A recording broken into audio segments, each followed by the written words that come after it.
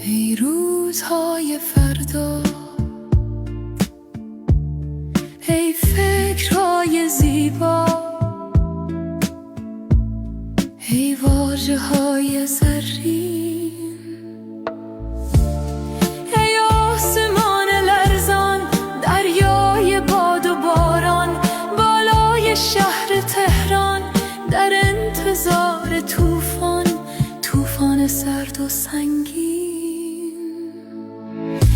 بهر تو می سرایم، از خود برون می آیم، لبهای بسته‌ام را یک لحظه می گشایم. ای سرزمین دیری،